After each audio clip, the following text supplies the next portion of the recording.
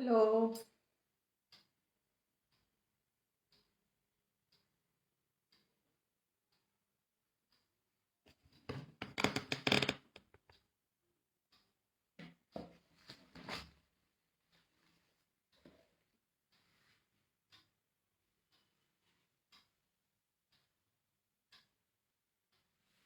हाय।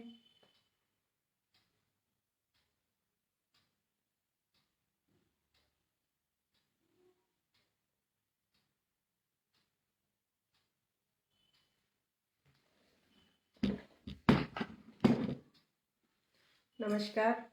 चलिए अभी सब लोग धीरे धीरे जुड़ रहे हैं।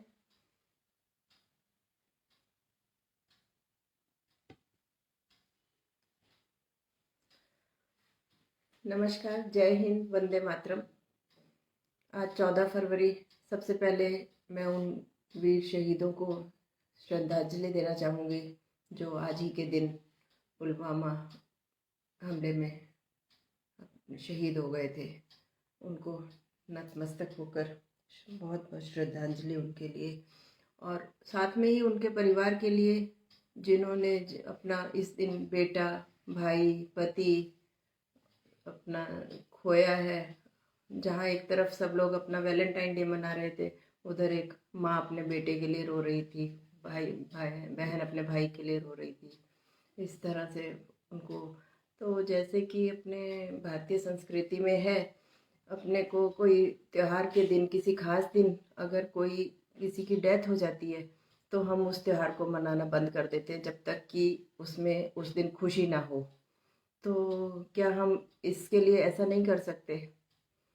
तो ये अपने अपने विचार हैं। मुझे ऐसा लगता है कि उससे वैलेंटाइन डे जो कि पाश्चात्य संस्कृति का एक हिस्सा है, उसकी बजाय हमें वीरों शहीदों को पहले याद करना चाहिए, जिन्होंने हमारे लिए हमारी रक्षा करते हैं। अपने सब कुछ छोड़कर, अपना घर बार परिवार छोड़कर वो हमारे लिए सीमा पर खड़े रहते हैं हरदम। और कभी भी अचानक उनकी मौत का समाचार मिल जाता है तो इससे बड़ा दुखद चीज़ कुछ नहीं हो सकती। और उनको लिए बहुत बहुत धन्यवाद उनका, उनके परिवार का। उन भगवान उनके परिवार को बहुत बहुत शक्ति दे, हिम्मत दे, ताकत दे। इसी के साथ आज का प्रोग्राम शुरू करते हैं, आज का सेशन।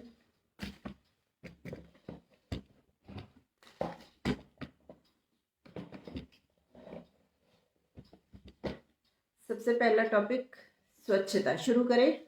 मुझे किसी के कमेंट्स नहीं दिख रहे हैं कुछ भी।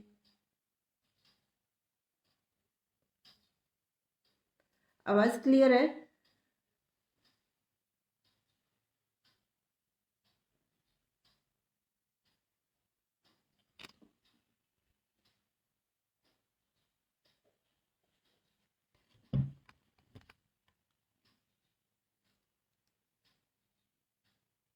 यस। चलिए शुरू करते हैं। अभी बहुत कम लोग हैं, थोड़े से और आ जाएं, तब तक थोड़ी और बात करते हैं। अभी अपने ग्रुप पे जो ये चल रहे हैं, दूसरी प्रतियोगिताएं साथ साथ में चल रही हैं। पानी पूरी, केला और एप्पल, कुछ भी खाओ 1 मिनट में। तो आप सब उसमें ज़रूर पार्ट लीजिए और ई सर्टिफिकेट का बन लीजिए। और उसके अलावा सैनिटरी नैपकिन का वो चल रहा है, प्रोग्राम चल रहा है अपने ग्रुप पर, वो भी ज़रूर करिए। गरीबों की मदद करना तो अपने ग्रुप का पहला कर्तव्य ही है। जहाँ भी कोई ज़रूरतमंद लगता है उसकी हमेशा मदद करिए। और ठीक है, हम अपने लिए तो सब कुछ करते ही रहते हैं, अपने लिए, अपने परिवार के लिए, अपने बच्चों के लिए, तो दूसरों के लिए करिए। बहुत शांति मिलती है, बहुत सुकून मिलता है। हेलो सृष्टि जी, नम्रता, मोनिका जी, शिल्पा, ममता जी, अनीता ठाकुर जी, कुलदीप जी, सुनीता, ममता जैन, सभी को मेरा नमस्कार। चलिए शुरू करें। पहला टॉपिक है स्वच्छता। स्वच्छता की दौड़ में स्वच्छता की दौड़ में सबसे आगे रहने वाला भारतीय शहर कौन सा है? भागकर जवाब देंगे सब लोग जल्दी से। स्वच्छता की दौड़ में सबसे आगे रहने वाला भारतीय शहर कौन सा है? आवाज कम आ रही है।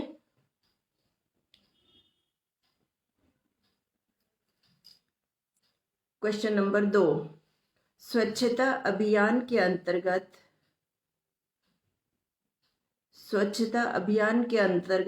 3R क्या है? स्वच्छता अभियान के अंतर्गत 3R क्या है?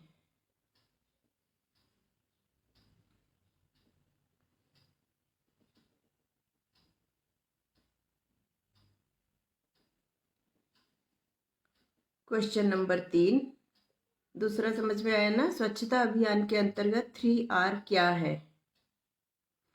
क्वेश्चन नंबर 3, अस्पताल में इस्तेमाल होने वाले कचरे के डिब्बे के रंग और संख्या बताएं। अस्पताल में, हॉस्पिटल में यूज होने वाले कचरे के डिब्बे के कलर और उनकी संख्या बताएं।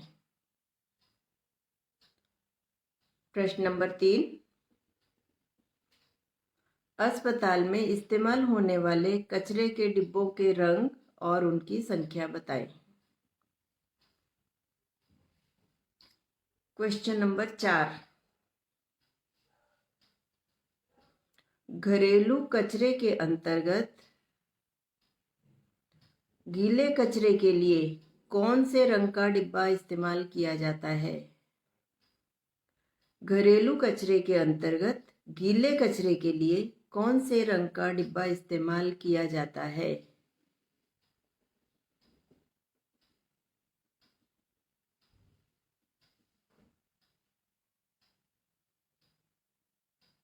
क्वेश्चन नंबर 5, घरेलू सूखे कचरे के अंतर्गत क्या क्या चीजें आती हैं? इसका आंसर थोड़ा बड़ा है इसलिए मैं थोड़ा गैप दूंगी।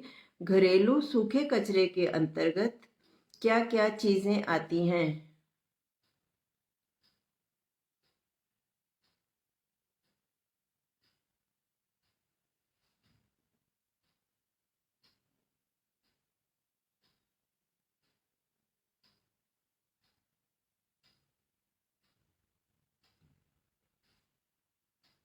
पांच क्वेश्चन हो गए। वापस एक बार जल्दी से रिपीट करती हूँ। स्वच्छता की दौड़ में सबसे आगे रहने वाला भारतीय शहर कौन सा है?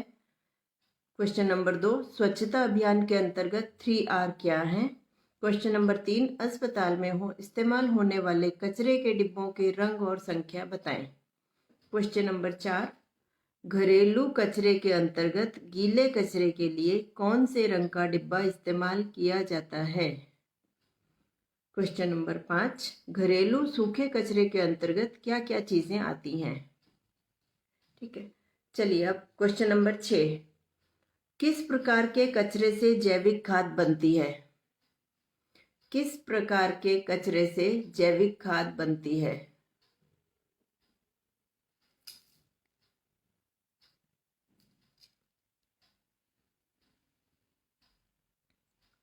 क्वेश्चन नंबर 7, बायोमेडिकल कचरे से के 4 स्रोत के नाम बताइए। बायोमेडिकल कचरे के 4 स्रोत के नाम बताइए। इसका भी आंसर थोड़ा लंबा है।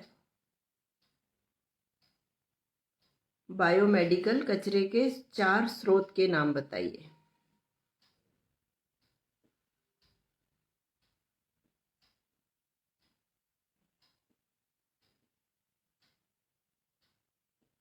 क्वेश्चन नंबर 8, यदि आपके घर के आसपास पानी के भरे हुए गड्ढे, खुली नालियां इत्यादि गंदगी हो तो वह कौन सी स्वच्छता को प्रभावित करती है?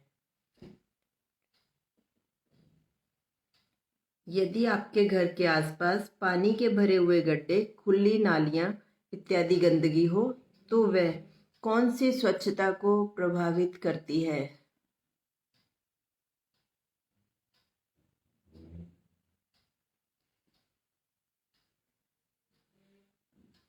8 क्वेश्चन हो गए। क्वेश्चन नंबर 9, स्वच्छ भारत अभियान किसने और कब शुरू किया? बहुत इजी क्वेश्चन है। स्वच्छ भारत अभियान किसने और कब शुरू किया?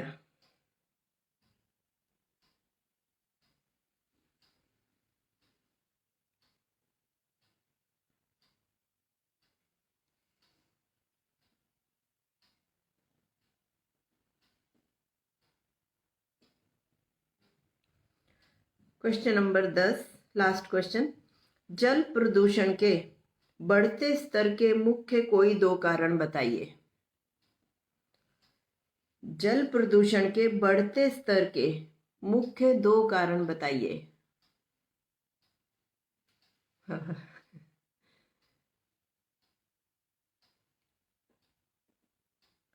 जल प्रदूषण के बढ़ते स्तर के मुख्य कोई दो कारण बताइए।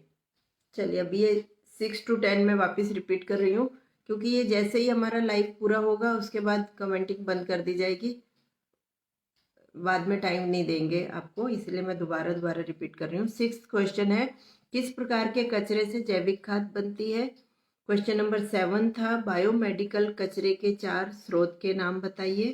क्वेश्चन नंबर 8 था, यदि आपके घर के आसपास पानी के भरे हुए गड्ढे, खुली नालियां इत्यादि गंदगी हो तो वह कौन सी स्वच्छता को प्रभावित करती है? क्वेश्चन नंबर 9 था, स्वच्छ भारत अभियान किसने और कब शुरू किया? क्वेश्चन नंबर 10, जल प्रदूषण के बढ़ते स्तर के मुख्य कोई दो कारण बताइए।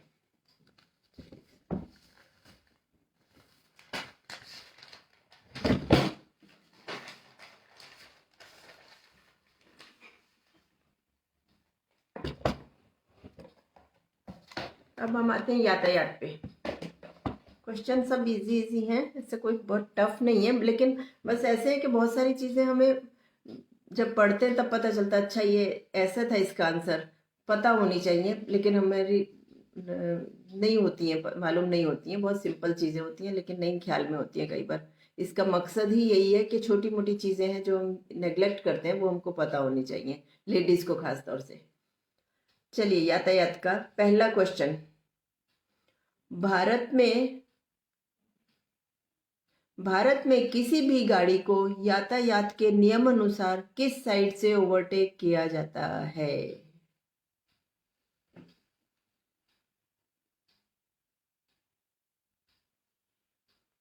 भारत में किसी भी गाड़ी को यातायात के नियम अनुसार किस साइड से ओवरटेक किया जाता है? Question number 2, traffic signal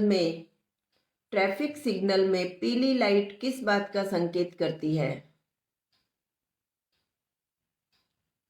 traffic signal में पीली लाइट किस बात का संकेत करती है?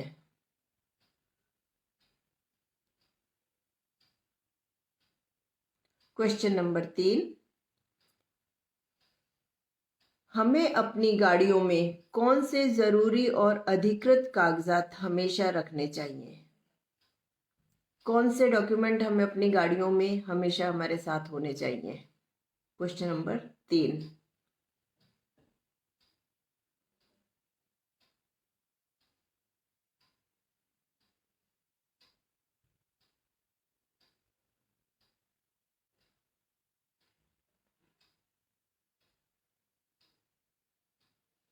क्वेश्चन नंबर 4, 4 पहिया वाहन चलाते समय वाहन चालक को अपनी सुरक्षा के लिए किन किन बातों का ध्यान रखना चाहिए? 4 पहिया वाहन चलाते समय, 4 व्हीलर चलाते समय हमें अपनी ड्राइवर को अपने सुरक्षा के लिए किन किन बातों का ध्यान रखना चाहिए?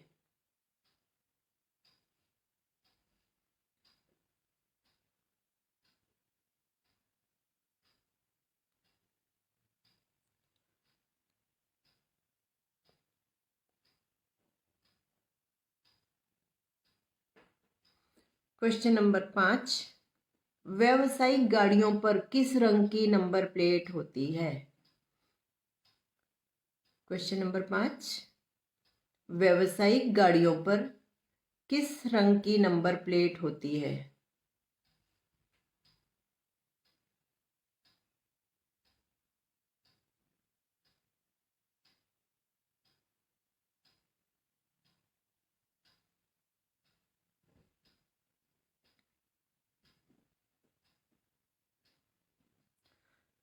वापस रिपीट करती हूँ। भारत में किसी भी गाड़ी को यातायात के नियम अनुसार किस साइड से ओवरटेक किया जाता है?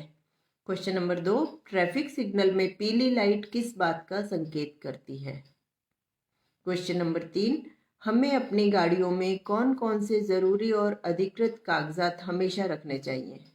क्वेश्चन नंबर 4, चार पहिया वाहन चलाते समय वाहन चालक को अपनी सुरक्षा के लिए किन किन बातों का ध्यान रखना चाहिए? क्वेश्चन नंबर 5, व्यावसायिक गाड़ियों पर किस रंग की नंबर प्लेट होती है? क्वेश्चन नंबर 6, हरे रंग की नंबर प्लेट किस तरह की गाड़ियों में मान्य होती है? हरे रंग की नंबर प्लेट किस तरह की गाड़ियों में मान्य होती है?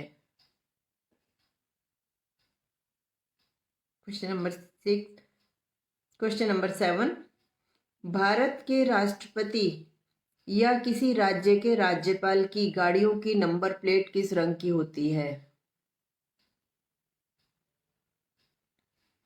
भारत के राष्ट्रपति या किसी राज्य के राज्यपाल की गाड़ियों की नंबर प्लेट किस रंग की होती है?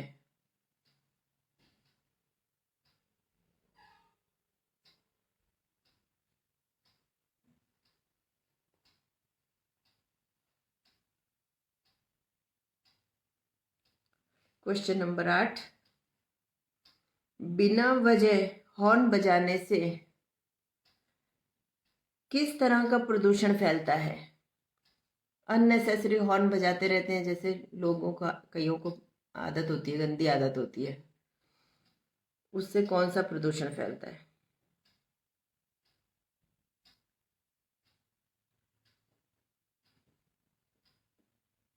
क्वेश्चन नंबर 9, सड़क सुरक्षा के संबंध में अच्छा सा स्लोगन लिखिए। चलिए आप लिखिए, उसको टाइम में देती हूँ। सड़क सुरक्षा के संबंध में अच्छा सा स्लोगन लिखिए।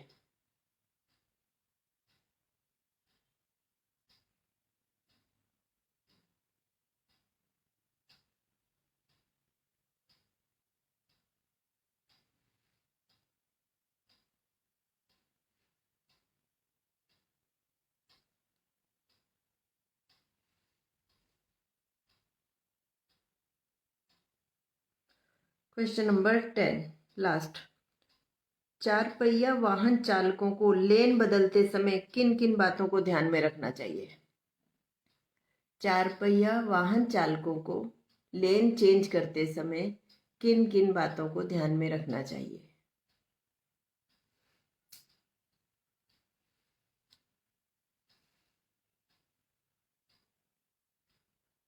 वापस रिपीट कर रही हूँ, 5 to 10, व्यावसायिक गाड़ियों पर किस रंग की नंबर प्लेट होती है? क्वेश्चन नंबर 6, हरे रंग की नंबर प्लेट किस तरह की गाड़ियों में होती है, मान्य होती है? किस क्वेश्चन नंबर 7, भारत के राष्ट्रपति या किसी राज्य के राज्यपाल की गाड़ियों की नंबर प्लेट किस रंग की होती है? क्वेश्चन नंबर 8, बिना वजह हॉर्न बजाने से किस तरह का प्रदूषण फैलता है? क्वेश्चन नंबर 9, सड़क सुरक्षा के संबंध में अच्छा सा स्लोगन लिखिए। क्वेश्चन नंबर 10, चौपहिया वाहन चालकों को लेन बदलते समय किन किन बातों को ध्यान में रखना चाहिए? वाह, देखते जी। चलिए, 2 टॉपिक कंप्लीट हो गए, तीसरे पे आते हैं। हमारा बजट। क्वेश्चन नंबर 1, भारत में पहला बजट कब पेश किया गया?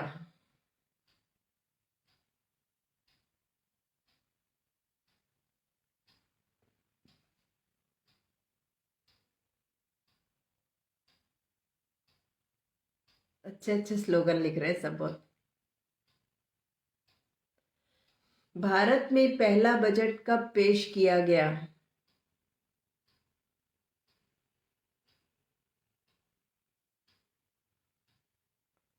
क्वेश्चन नंबर 2, सबसे अधिक बार बजट पेश करने का रिकॉर्ड किसके नाम पर दर्ज है?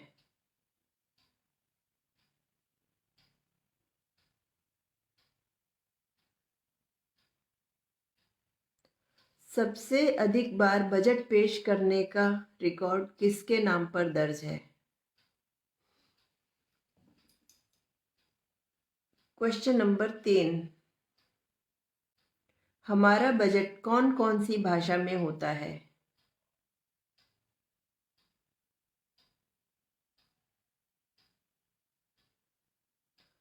हमारा बजट कौन कौन सी भाषा में होता है?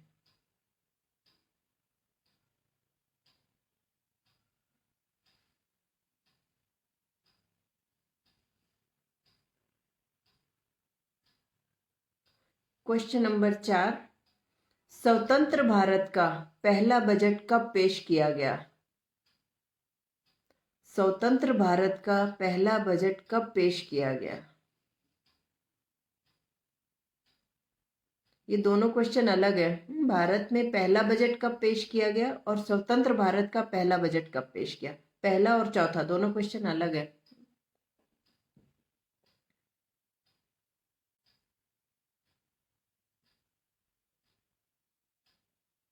चलिए रिपीट करती हूँ, भारत में पहला बजट कब पेश किया गया?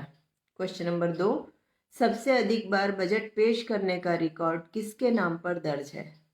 क्वेश्चन नंबर 3, हमारा बजट कौन कौन सी भाषा में होता है? क्वेश्चन नंबर 4, स्वतंत्र भारत का पहला बजट कब पेश किया गया? क्वेश्चन नंबर 5, स्वतंत्र भारत में बजट पेश करने वाली पहली महिला कौन थी? स्वतंत्र भारत में बजट पेश करने वाली प्रथम महिला कौन थी?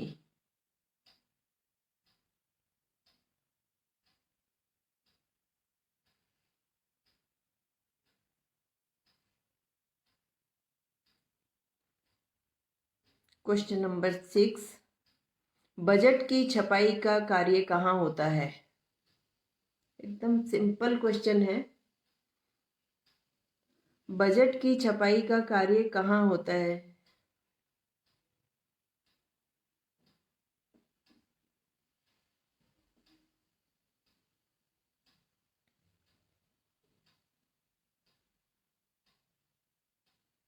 क्वेश्चन नंबर 7, बजट 2021 में कोरोना वैक्सीन के लिए कितनी धनराशि का आयोजन किया गया है?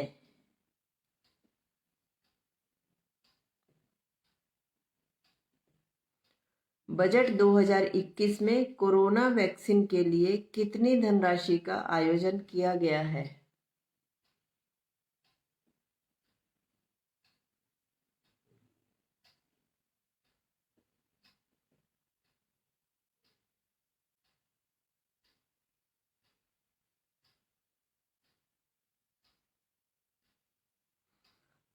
क्वेश्चन नंबर 8, बजट 2021 में वित्त मंत्री द्वारा देश में शिक्षा को बढ़ावा देने के लिए किस योजना की घोषणा की गई?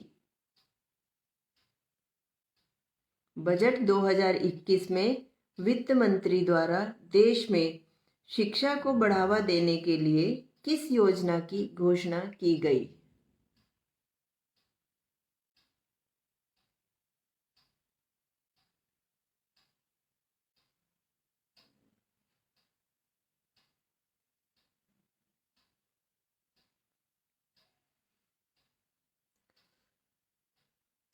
क्वेश्चन नंबर 9, बजट 2021 में आयकर के अंतर्गत वरिष्ठ नागरिक करदाता को सेक्शन 80D में कितनी छूट मिलती है? बजट 2021 में आयकर के अंतर्गत वरिष्ठ नागरिक करदाता को सेक्शन 80D में कितनी छूट मिलती है?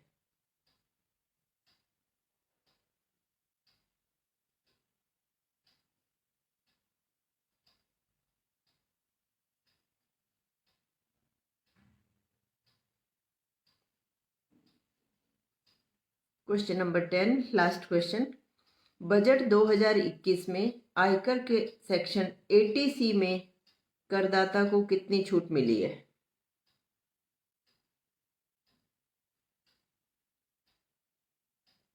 3 क्वेश्चन के आंसर नहीं आए अभी तक।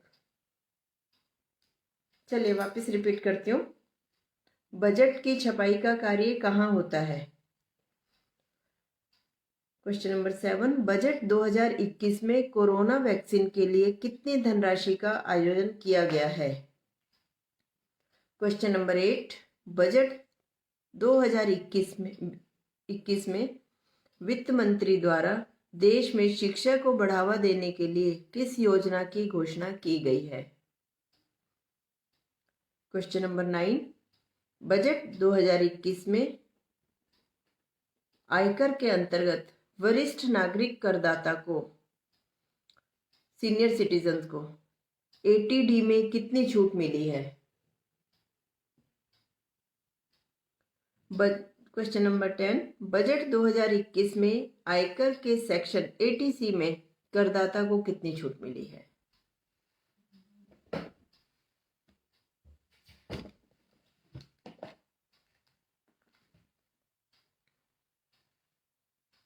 चलिए आज का प्रश्नोत्तरी यहीं पूरा होता है अपना। सब जवाब दिए सबने। लास्ट के 1-2 क्वेश्चन के आंसर नहीं आए हैं अभी तक।